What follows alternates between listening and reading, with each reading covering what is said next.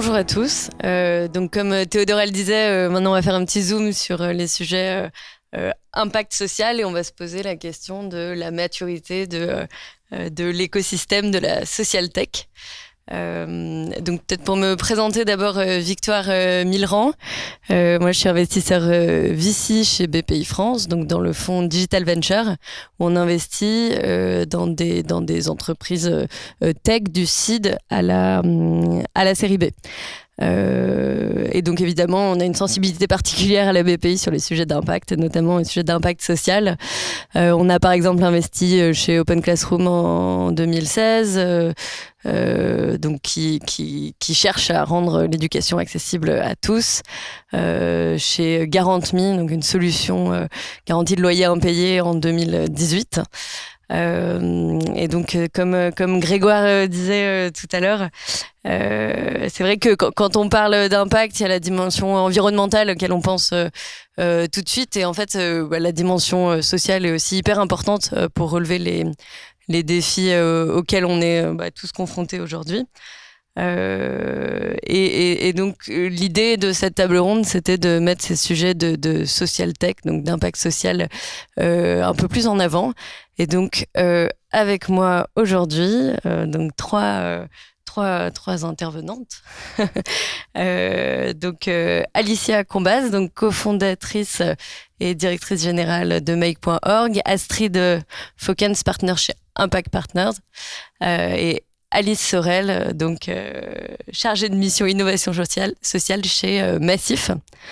Et peut-être alors pour commencer, Astrid, Impact Partners, c'est un peu un des pionniers de l'investissement impact en France. C'est quoi votre vision de l'investissement à impact chez Impact Partners ?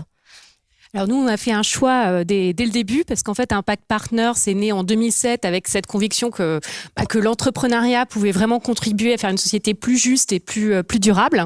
En 2007, on était après les émeutes dans les quartiers. Donc l'idée, c'était vraiment de pouvoir créer des entreprises qui allaient créer des jobs dans les quartiers prioritaires de la ville et qui allaient contribuer au développement de ces territoires-là. Donc ça, c'est vraiment d'où vient Impact Partners. Depuis, la société a bien évolué. Aujourd'hui, on a plus de 250 millions d'euros sous gestion. Et avec le fonds Croissance 4, notre idée vraiment, c'est de pouvoir contribuer à réduire les inégalités sociales en Europe. Donc, quand on parle d'inégalité sociale, on a fait une petite étude en Europe. Aujourd'hui, on a des bureaux à Copenhague, à Francfort, à Barcelone et à Paris, avec des partenaires un peu partout en Europe pour vraiment déployer ce fonds-là. Et en termes d'inégalité sociale, on s'est rendu compte qu'en Europe, y a quand même des problématiques qui reviennent systématiquement. Et ces problématiques, c'est l'éducation, la formation, l'emploi, et puis après l'accès aux soins. On appelait ça caring parce que c'est pas que le soin, c'est soins, biens et services de première nécessité. Et nous, on regarde toujours ça au prisme de certaines populations fragiles. Donc c'est vrai que historiquement, on a été beaucoup sur les personnes issues des quartiers prioritaires de la ville, les QPV, les zones rurales, les ZRR également. Mais ça, c'est quand on parle en termes de territoire. Après, en termes de population fragile, il y a évidemment les personnes en situation de handicap. Il y en a beaucoup plus. Maintenant, on a les étudiants précaires, les femmes seules avec des enfants à charge, les seniors avec des revenus faibles, etc., etc. L'idée pour nous, c'est toujours d'identifier la population qui subit une certaine inégalité sociale dans une de ces trois verticales-là et de voir comment les sociétés, en fait, arrivent à avoir un impact sur ces populations-là. Ok, merci Astrid. Alors Alice, c'est bien, c'est une table ronde avec un investisseur corporate et une start-up, donc on a tous les points de vue qui sont réunis sur la table. Donc Alice, pour la Massif, est-ce que tu peux nous dire la place de l'impact dans un groupe comme le tien et comment est-ce que vous collaborez avec des start-up donc à impact ? Merci beaucoup. Bonjour à toutes et à tous. Donc moi, en effet, je me positionne côté corporate, massif, mutuelle d'assurance, premier assureur auto en France, 5,5 millions de sociétaires. Et l'impact, si je voudrais un peu caricaturer, c'est évidemment un synonyme de mutualisme. On existe depuis 60 ans et cette notion-là est au cœur de notre métier, au cœur de la façon de faire de notre métier, que ce soit en assurance, IARD, santé ou finance. Comment est-ce que l'impact se traduit au sein de la Massif ? On est aussi investisseur. On a créé en novembre 2020 un fonds à impact ESS, avec une dimension sociale forte dans la thèse d'investissement de ce fonds impact. On est vraiment sur comment les valeurs mutualistes peuvent être déclinées à travers nos univers de besoins, et le social est au centre de cette thèse d'investissement. Comment l'impact aussi se traduit et comment est-ce qu'on travaille avec des startups côté corporate ? On a 3 engagements forts, 3 grandes orientations politiques qui sont définies par notre conseil d'administration, qui sont la jeunesse, donc tout ce qui est évidemment jeunesse, et on sait comment cette jeunesse a souffert en cette période de Covid, les publics fragiles et l'environnement. Moi, mon métier, c'est de travailler à l'hybridation des propositions de valeur des startups sociales avec les métiers de la Massif. Donc moi, je suis vraiment côté offre, et comment est-ce qu'on peut essayer de faire du B2B2C pour proposer et offrir des services de startups à impact social, notamment à nos sociétaires. Donc on a différentes collaborations qui se font tout au long de la chaîne de valeur de l'assurance. Je dirais en premier lieu, évidemment, tout ce qui est prévention et éducation des risques. On sait que c'est là où on peut travailler. Donc, on est j'ai repéré beaucoup de startups dans le mapping avec lesquelles on travaille, notamment, par exemple, Nomade Éducation ou Liberty Rider, qui est comment est-ce qu'on arrive à faire de la prévention pour les chutes de 2 roues. C'est une appli qui détecte les chutes. Donc là, on est sur l'amont. On travaille après sur comment est-ce qu'on peut intégrer les propositions de valeur des startups à impact dans nos garanties, vraiment dans les contrats d'assurance, avec des exemples comme MyJugad, qui peut-être, ou sur les questions d'autonomie aussi et de dépendance. Donc, on est sur la prévention, comment on intègre ça dans nos garanties d'assurance, dans nos contrats, et comment on travaille aussi avec des startups sur la relation client pour proposer des services à forte valeur ajoutée à nos sociétaires sur une dimension sociale, sur une dimension de lutte contre l'inégalité des chances, avec Toutes mes aides, par exemple, qui figure dans ce mapping. Toutes mes aides, c'est une appli un diagnostic de toutes les aides auxquelles on a le droit. Et on a proposé ce service gratuitement en inclusion aux jeunes. On sait que je disais tout à l'heure que les jeunes ont été fortement touchés par la crise sanitaire et par le Covid. Comment est-ce qu'on peut proposer ces services à nos sociétaires jeunes pour les aider à augmenter leur pouvoir d'achat ? Donc on essaie, et moi c'est mon métier, d'intégrer ces propositions de valeur pour proposer à nos 5,1 millions de sociétaires ces services à forte valeur sociale. Merci beaucoup. Et alors, Alicia, donc avec Make.org, vous êtes donné une mission assez forte d'engager la société civile. Et on voit l'intérêt avec les derniers week-ends avec les élections. Est-ce que tu peux revenir un petit peu sur la genèse du projet, la mission que vous vous êtes donnée chez Make? Complètement. Bonjour à toutes et à tous. Je suis contente de cette table ronde féminine. C'est bien, on prend la parole et on prend la place. C'est important. Écoute, nous, on s'est lancé il y a 5 ans. On s'est fondé il y a 5 ans, Make.org. On est une entreprise. On s'est créé autour de l'idée d'engager massivement les citoyens, la société civile dans la transformation de la société. Donc, pour ce faire, on a créé une plateforme technologique qui va recueillir cette parole citoyenne, la transformer et la rendre intelligible pour ensuite mettre en place des actions. Donc, on travaille sur des sujets. Donc, tu l'évoquais, de démocratie participative. Tu évoquais plus la notion de démocratie représentative et la problématique du vote, mais on pourrait y revenir. Mais en tout cas, nous, on travaille sur des sujets de démocratie participative qui, selon nous, sont là pour renforcer les sujets de démocratie et la démocratie représentative. Donc, on a une plateforme de consultation qui va faire en sorte de reprendre cette parole citoyenne, la remettre au cœur du débat public, et que les débats qui ont lieu, ce soient des débats sur les priorités citoyennes et non pas des débats sur d'autres sujets, en tout cas que ce soit l'agenda citoyen qui guide les débats. Donc premier axe d'engagement et de transformation, la démocratie participative, les citoyennes et les citoyens qu'on écoute, qui sont au cœur des débats et à partir desquels on peut construire, co-construire des politiques publiques par exemple.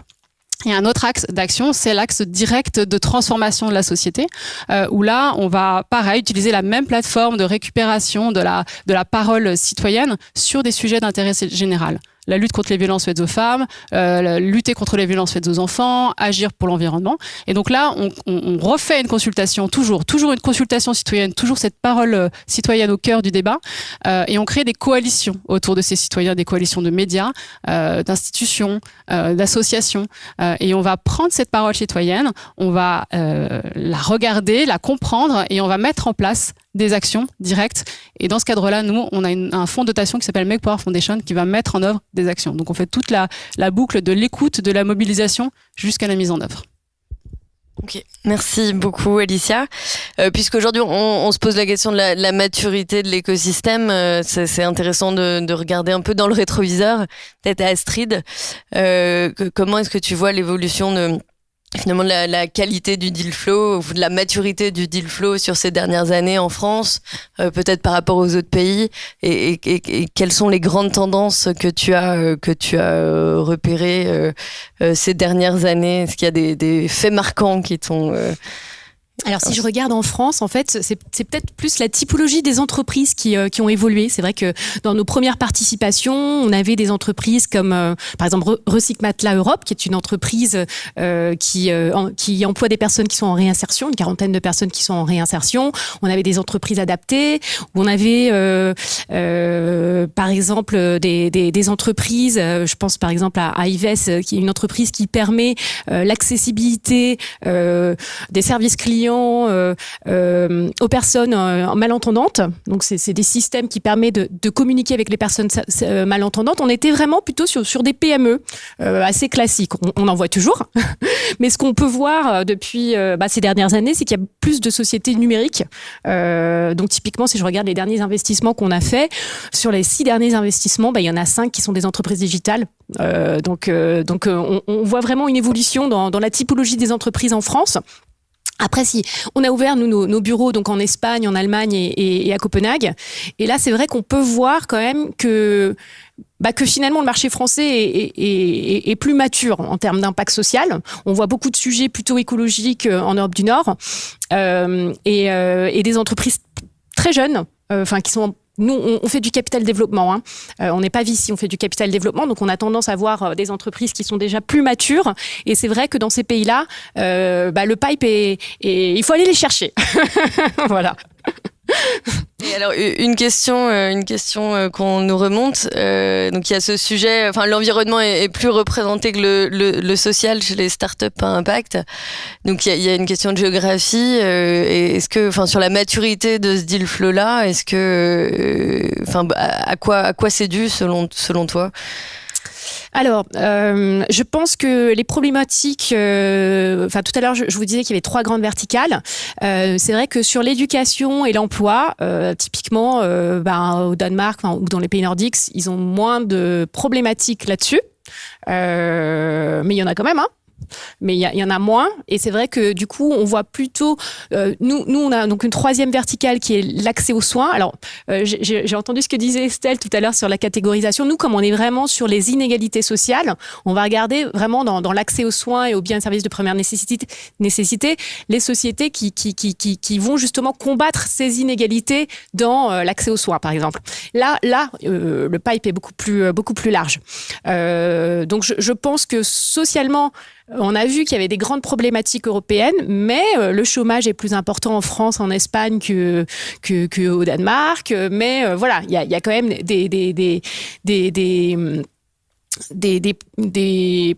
disons que le poids des problématiques n'est pas forcément le même dans tous les différents pays. Après, avec la crise sanitaire, il y a quand même beaucoup d'exacerbations en ce moment sur des problématiques sociales. Et en fait, il y a des choses à faire. Ok, Alicia, alors peut-être l'autre point de vue pour toi. Est-ce que tu vois un changement dans le regard des investisseurs sur les startups à impact comme Made.org depuis 5 ans, tu disais? Ouais, ça fait 5 ans qu'on a été créé. Oui, alors il y a un gros changement. Je vais peut-être juste revenir sur la question parce que nous, on a le pendant des consultations citoyennes, comment les gens réagissent aux différents sujets. Et ce qui a été fort, donc on mène des consultations sur différents sujets. Donc je parlais de la lutte contre les violences faites aux femmes, les enfants, les jeunes, les aînés, et donc l'environnement. Et l'environnement, c'est vrai que c'est une des consultations qui a été qui a eu le plus grand succès, on va dire. On a vraiment senti que c'était une problématique qui transperçait complètement l'ensemble de la société, qui fait qu'à un moment donné, je me dis également que ça peut avoir un impact sur la manière dont ce sujet est pris en main et dans quelle mesure il prend plus de place, notamment dans le lancement de start-up, parce que c'est un sujet qui notamment a été beaucoup pris en main par la rue, par les citoyennes et les citoyens. Il y a une mobilisation citoyenne très très forte sur ces sujets-là, et je pense que cette mobilisation citoyenne qui vient du terrain a un impact aussi. Ces gens qui sont dans la rue, c'est aussi des entrepreneurs potentiels, c'est des gens qui ont un impact autour d'eux, autour de leurs amis, qui directement ou indirectement, du coup, je pense, se lancent dans des aventures entrepreneuriales de start-up autour de l'environnement. En tout cas, voilà, moi, c'est ma vision sur ce sujet-là. Et sur le sujet de comment ça a évolué ces 5 dernières années, alors c'est une vraie révolution pour le coup. Nous, la révolution, on la voit sur le sujet de lier l'impact au business. C'est vrai que nous, on est une entreprise, il y a 5 ans, on était un objet un peu particulier, puisque on a construit toute notre aventure autour de cette mission, autour de cet impact, à laquelle on a adossé un business. Et il y a 5 ans, c'était presque douteux, en fait, d'avoir autant d'ambition en termes de business et de vouloir de l'impact et du business, ce qui n'est plus du tout le cas aujourd'hui. Et ça se voit aujourd'hui dans les interventions qu'il y a, les témoignages qu'il y a. Et d'ailleurs, ce mapping de start-up qu'on voit, les deux sont complètement compatibles. Et au contraire, il y a un cercle très vertueux pour le business d'adosser, de réfléchir, de mettre de l'impact dans le business. Donc voilà. Et je pense que là, peut-être la prochaine étape, puisque ça fait 5 ans notamment qu'on a bien mûri toutes ces startups à impact, la prochaine impact, ça va être le sujet de la croissance. Dans quelle mesure cet écosystème nous permet d'aller plus vite, plus loin, et j'espère d'inventer beaucoup plus encore de licornes d'impact. Voilà. Donc je pense que plus de doute sur le fait que business et impact est complètement compatible, qu'on peut vraiment aligner son impact et son business.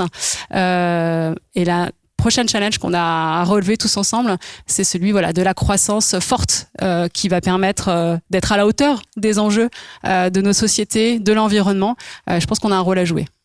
Et alors, est-ce que tu aurais Alice, tu veux dire quelque chose? Non, je voulais juste compléter de dire que nous, en tant que corporate, on voit aussi l'émergence des sujets sociaux au sein de l'entreprise et comment nos propres dirigeants, nos propres conseils d'administration prennent conscience, peut-être plus qu'avant, de ces sujets et comment, en tant qu'entreprise, on peut essayer d'y répondre parce que nos clients, parce que nos sociétaires sont aussi des personnes en situation de fragilité, ont aussi des vulnérabilités liées économiquement, financièrement, mais aussi à cause de la dépendance, à cause des problèmes de vieillissement de la population et on voit aussi un changement, moi je trouve, de réflexion dans les équipes dirigeantes, de se dire il faut aussi répondre à ces besoins sociaux émergents et qui sont de plus en plus importants chez nos clients, chez nos sociétaires, et de réfléchir aussi maintenant en s'associant avec des startups sur comment répondre et créer des social business, parce que ces personnes fragiles ont aussi des besoins et il faut que nous, en tant que corporate, on puisse y répondre grâce aux startups sociales qui émergent et qui se développent. Pour moi, il y a vraiment 2 sujets. Il y a le sujet des startups qui font de l'impact by design, et puis il y a le sujet qui concerne tout le monde, qui est comment est-ce que j'ai beaucoup plus d'inclusion dans mon entreprise, comment j'ai une entreprise qui est beaucoup plus diversifiée avec avec des jeunes issus du quartier, avec des personnes en situation de handicap. Je pense qu'il y a encore un gros boulot à faire là-dessus, et c'est un sujet social, hautement social, social également. Et justement, peut-être une question donc qui vient de gens qui nous écoutent sur le recrutement. C'est quoi votre vision toutes les trois sur l'attractivité à l'embauche de ces startups à impact social? Est-ce qu'en fait côté candidat donc recrutement, est-ce que vous voyez une évolution depuis ces dernières années? Nous, typiquement dans les entreprises d'insertion, les entreprises adaptées, c'est déjà des entreprises qui sont très diversifiées, souvent, qui ont des employés qui viennent avec différents backgrounds. Souvent, il y a une vraie intentionnalité de la part des dirigeants, et ça c'est super important.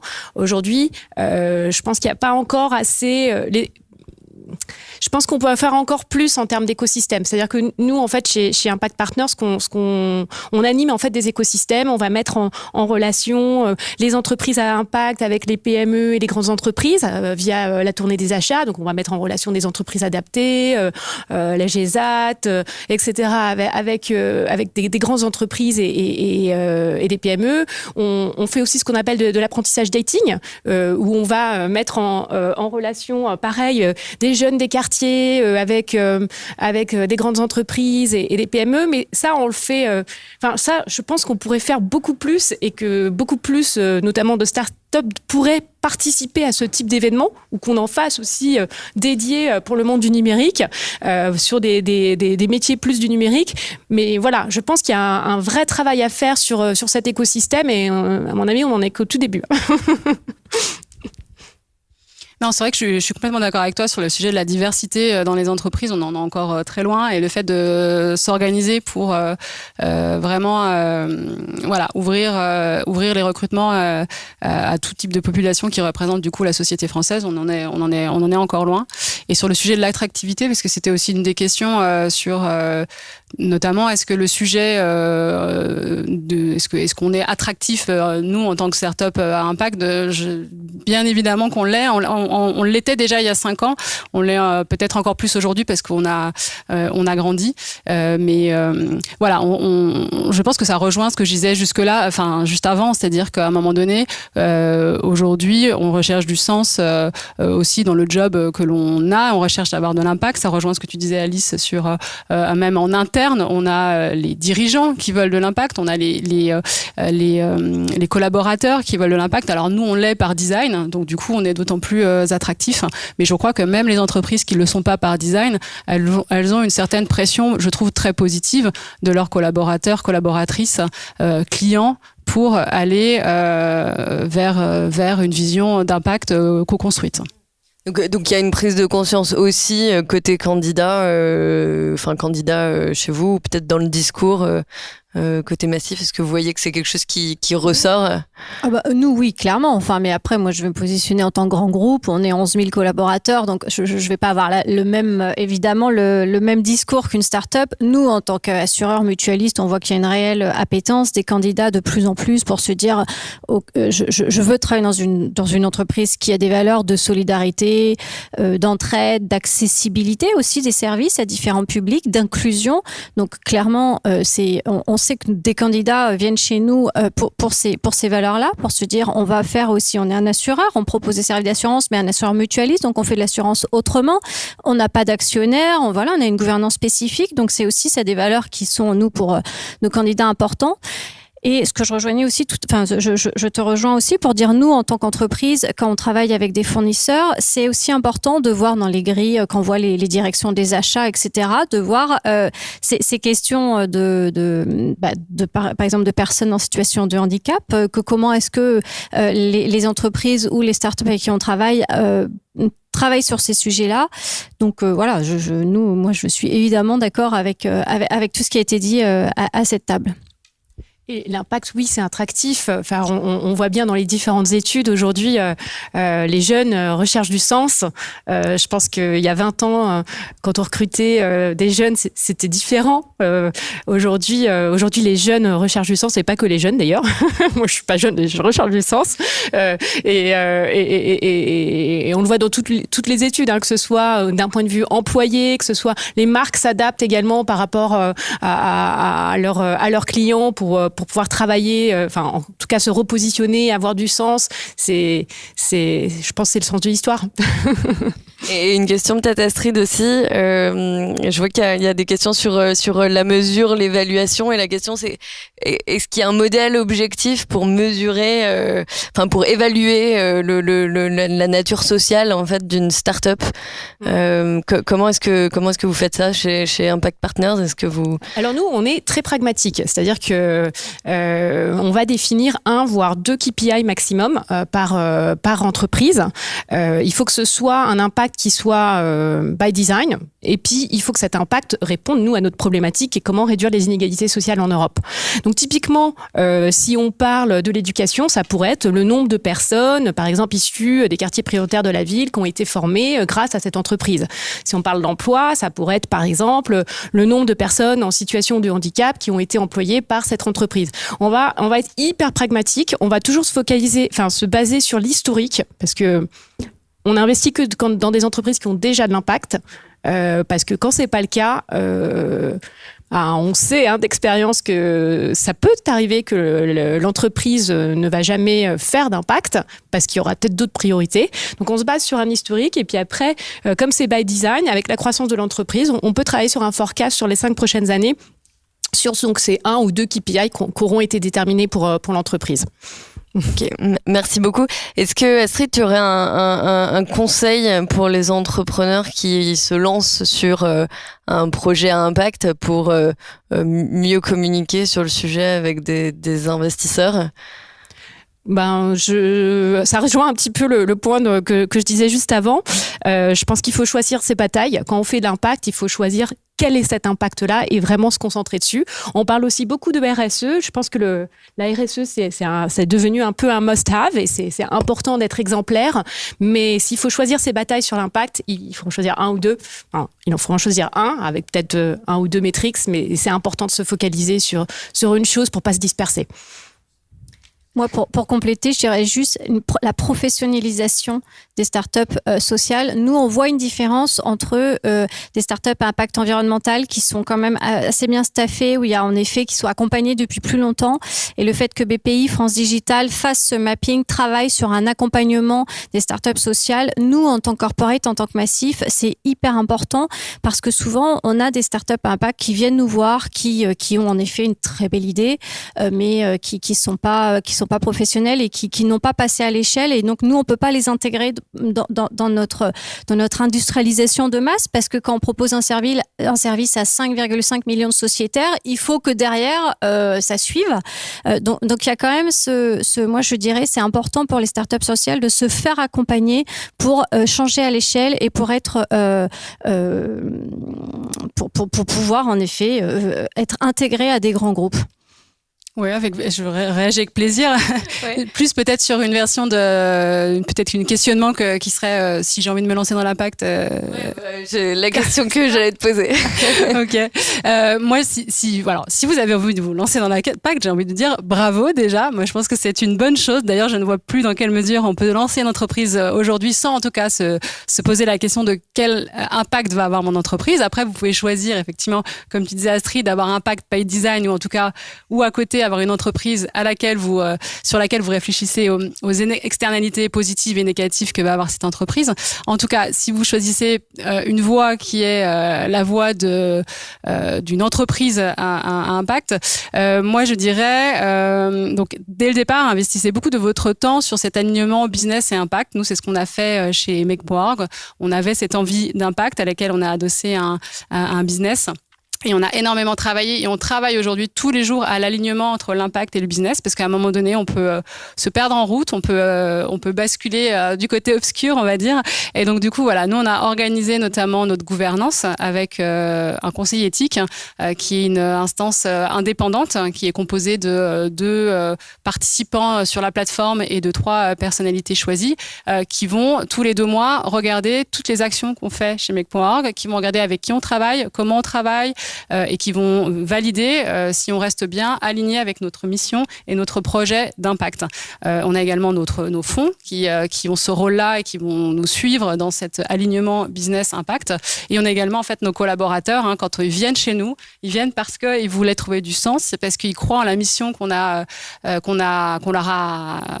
célébré tous ensemble. Et donc tous les jours, on a nos propres collaborateurs qui nous challenge sur des choix qu'on peut faire de business. Et ça, c'est un cercle ultra virtueux. Ne sous-estimez pas le temps que ça va vous prendre, mais une fois que vous l'avez mis en place et une fois que vous le mettez que vous suivez ce chemin-là, c'est un cercle très virtueux pour votre business et surtout pour votre impact.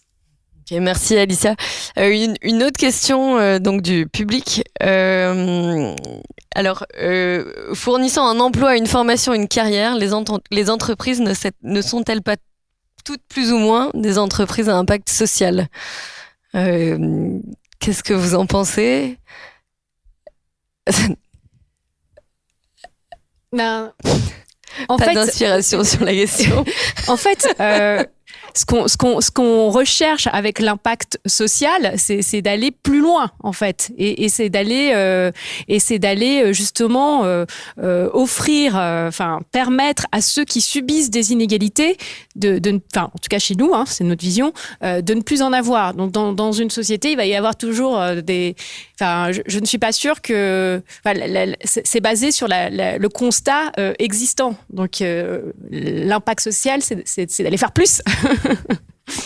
Oui, je pense qu'il faut avoir plus d'ambition, c'est certain. C'est certain que c'est pas parce qu'une entreprise fournit un emploi qu'elle a son critère d'impact social. Loin de là, et au contraire, elle peut être complètement sur des principes qui vont à l'encontre de l'impact social. Donc non, vraiment, il y a beaucoup de chemin à faire pour avoir, je crois, de chemin, mais une nouvelle fois vertueux, un travail positif à faire qui bénéficie à tout le monde pour prétendre avoir peut-être ce statut-là.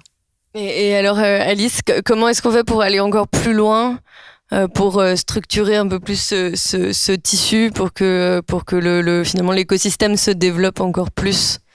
La réponse est dans ta question, c'est-à-dire le mot-clé pour moi, c'est vraiment écosystème. Enfin, on le voit, des startups qui travaillent, qui se font accompagner, qui échangent avec leurs pairs, et en plus, nous, Massif, ce qui est compliqué aussi, c'est parce qu'on a parlé sur cette table ronde des startups à impact, mais il y a tout le volet aussi des structures de l'ESS qui ne sont pas, donc de l'économie sociale et solidaire, qui sont de près ou de loin, c'est des écosystèmes qui se cherchent, qui essaient de travailler ensemble, mais qui n'ont souvent pas la même gouvernance, qui n'ont pas les mêmes statuts d'entreprise.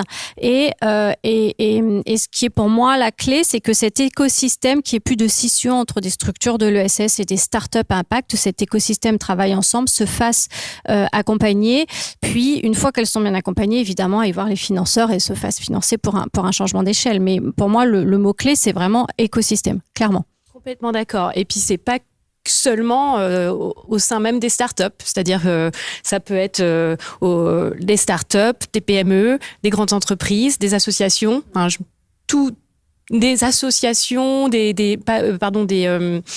pas forcément que des associations, mais également, je trouve plus le mot, mais c'est pas grave. Mais en fait, c'est faire travailler tous ces écosystèmes-là, les gens aussi, et mettre en place des événements pour que cet écosystème puisse se rencontrer et puis trouver des façons de travailler ensemble, pour que ça prenne de l'ampleur. Ok, merci beaucoup.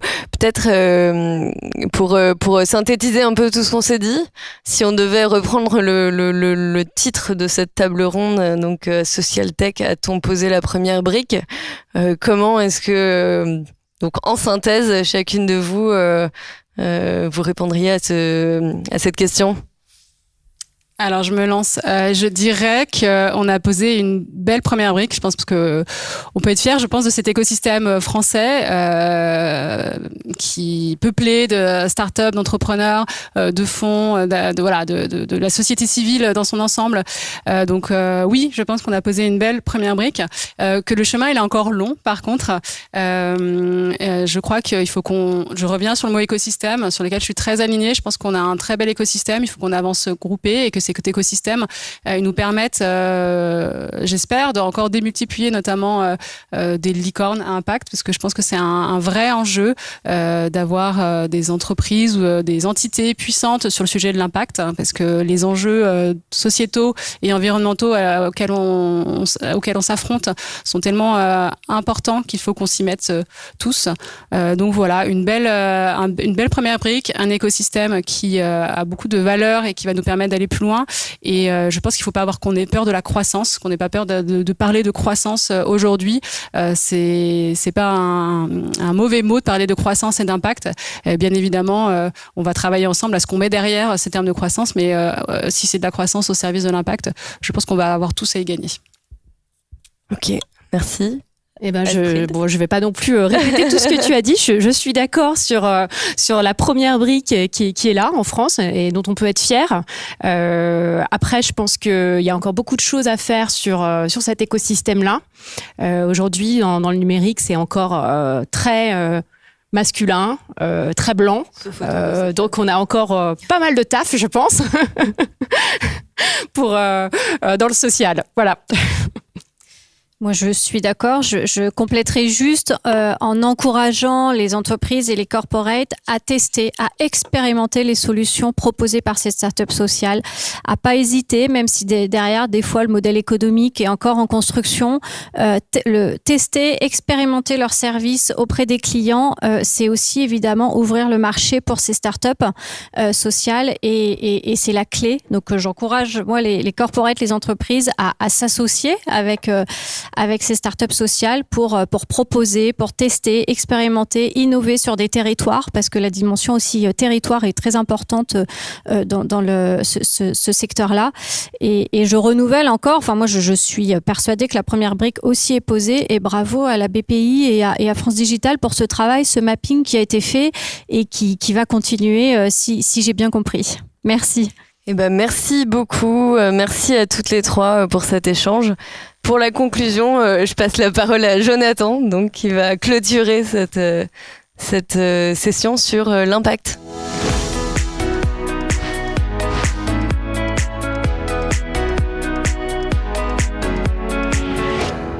Merci à tous pour votre participation. Merci à toutes ces tables rondes, nos invités, et merci à vous tous qui êtes présents. On est plus de 450 participants connectés aujourd'hui ce matin. Donc ça montre un événement dynamique et qui appelle justement à être encore plus riche dans les prochaines semaines, prochains mois. Et on en est ravis. On l'a dit, je l'ai dit aussi en introduction, l'écosystème impact est structuré. On n'est plus en phase de construction, on est en phase de développement. Il y a de l'argent en investissement, puisque plusieurs fonds, on l'a dit, sont dédiés ont dédié une verticale pour investir dans les startups impact sur plusieurs verticales différentes. Beaucoup de startups et les 700 plus de 700 qu'on a référencés aujourd'hui, il y en avait un peu plus de 2000 qui étaient dans les critères, on vous l'a expliqué tout à l'heure. Ça montre quoi? Ça montre qu'il y a une masse, une tendance, une volonté aussi des consommateurs, hein, puisque s'il y a des startups, s'il y a des investisseurs, c'est qu'il y a aussi un marché, et c'est assez essentiel de le rappeler. Donc simplement dire quoi? Que ces 700 startups que nous avons identifiées aujourd'hui ont levé toutes réunies plus de 4 milliards d'euros.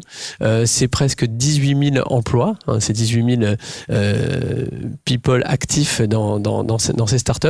Donc, il y a vraiment une tendance forte. Ça va aller encore plus loin. On le sait.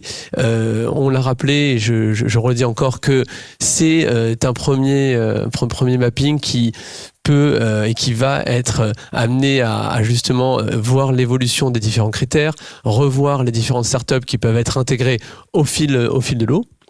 Le travail sera fait avec France Digital et nous-mêmes chez BPI France pour toujours mettre à jour cette vision, en tout cas du mapping impact. Donc n'hésitez pas déjà à nous solliciter, à vous faire éventuellement connaître si jamais on ne vous aurait pas identifié. Et après, plus largement, il y a aussi tous les startups et toutes les structures qui ne sont pas forcément des startups, mais même plus larges, comme je dis plus largement, qui ont des actions à impact en interne, qui ne sont pas impact pour diverses raisons sur soit leur cœur métier, soit soit leurs fondamentaux, mais qui quand même mettent plusieurs enjeux de politique RSE en place et qu'on salue, qu'on doit vous saluer, puisque justement c'est aussi l'énergie commune et une tendance globale qui fera avancer cette dynamique autour de l'impact. Donc on voulait aussi vous saluer aujourd'hui, même si on n'a pas pu vous lister ou vous référencer. On sait qu'il y a des démarches qui sont plus globales. Je pense qu'on va pouvoir clôturer ce premier événement du Mapping Impact. Encore une fois, je remercie France Digital d'avoir collaboré, contribué avec nous pour identifier et construire ce mapping. Je vous invite évidemment à rester en contact avec directement Grégoire et Estelle, que vous connaissez maintenant, je dirais, en plus physiquement, en plus de leur nom. Et je vous remercie pour votre fidélité. Vous pouvez retrouver le live en direct puisqu'il sera retransmis et je vous souhaite une très bonne journée, à très bientôt. Merci.